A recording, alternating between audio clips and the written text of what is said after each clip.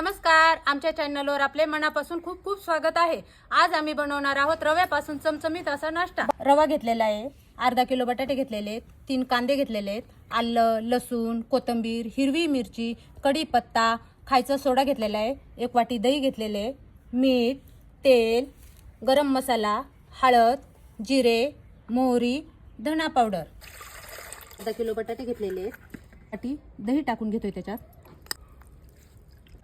चवीनुसार मीठ,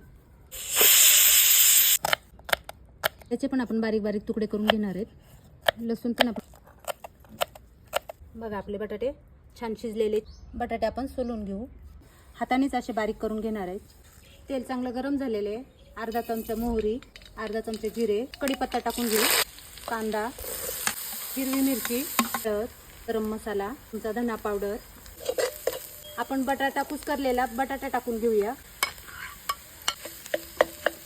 चवीनुसार मीठ, त्याच्यात आता थोडासा आपण खायचा सोडा टाकून घेऊ।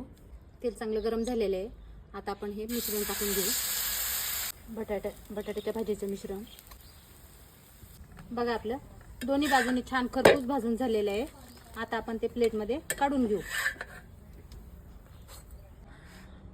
अशाच आमच्या वेगवेगळ्या रेसिपी बघण्यासाठी आमच्या चॅनलला लाईक करा, शेअर करा, कमेंट करा, फॉलो करा। धन्यवाद।